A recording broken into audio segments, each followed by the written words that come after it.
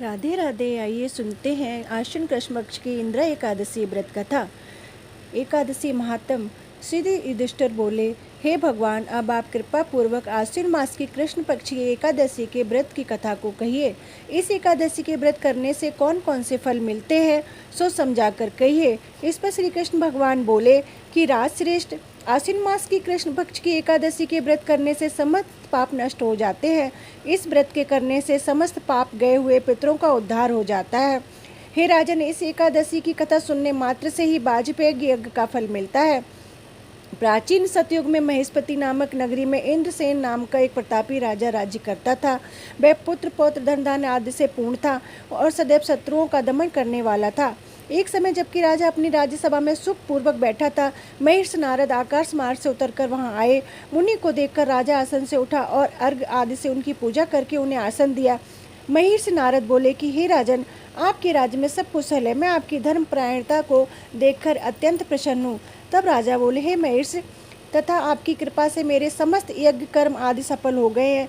देव, अब आपकी क्या आज्ञा है। इस पर नारद जी बोले, हे राजन, मुझे एक महान आश्चर्य हो रहा है कि एक समय में जब मैं ब्रह्मलोक से यमलोक को गया, उस जगह यमराज की सभा के मध्य में मैंने तुम्हारे पिताजी को बैठा देखा था। तुम्हारे पिता महान ज्ञानी, दानी, धर्मात्मा, वह एकादशी के व्रत के बिगड़ जाने से यमलोक को गए। तुम्हारे पिता ने मुझसे तुम्हारे लिए एक समाचार भेजा है कि आप मेरे पुत्र के पास जाएं। मेरे पुत्र का नाम इंद्रसेन है, जो कि महेशपति नाम की नगरी में राज्य करता है। मुझे किसी पूर्व जन्म के कर्म के कारण जो ये लोक मिला है, यदि मेरा पुत्र इंद्रसेन आश्विन मास के कृष्ण पक्ष की इंद्र एकादशी का व्रत करे और उसका फल मुझे दे दे, तो मेरी मुक्ति हो जाए, इस लोक से छूटकर स्वर्ग लोक में वास करूं।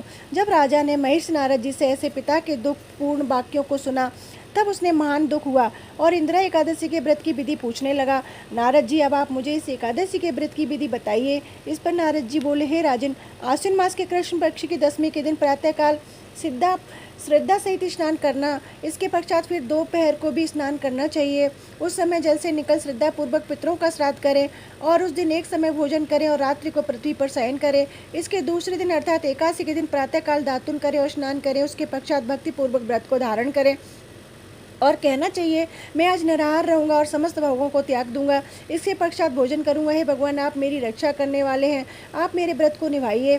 इस प्रकार आचरण करके दोपहर को शालिग्राम जी की मूर्ति को स्थापित कर और उत्तम ब्राह्मण को बुलाकर भोजन कराएं और दक्षिणा दें। भोजन में से कुछ हिस्से को गौ को खिलाएं और विष्णु भगवान को धूप दीप नैवेद्य आदि से पूजा करें और रात्रि को जागरण करें। इसके उपरांत द्वादशी दिन मौन होकर बंधु बांधवों सहित भोजन करें। ये इंद्र एकादशी के व्रत की विधि है। हे राजन, यदि तुम आलस्य रहित होकर इस एकादशी के व्रत को करोगे तो तुम्हारे पिताजी अवश्य स्वर्ग जाएंगे। महर्षि नारद ने सुने इंद्र एकादशी आने पर उसका विधि पूर्वक व्रत किया। बंधु बांधवों सहित इस व्रत के करने से आकाश से फूलों की वर्षा हुई और राजा का पिता यमलोक से गरुड़ पर चढ़कर स्वर्ग को चला गया। राजा इंद्रसेन भी इस एकादशी के व्रत के प्रभाव से इस लोक में सुख भोगकर अंत में स्वर्ग को प्राप्त हुए। श्री कृष्ण भगवान कहने लगे, हे धर्मराज, मैंने तुम्हारे सामने इंद्र एकादशी का महात्म्य का वर्णन किया। इस कथा को पढ़ने व सुनने मात्र से ही समस्त पाप नष्ट हो जाते हैं और अंत में स्वर्ग लोक में जाकर वास करते हैं। राधे राधे।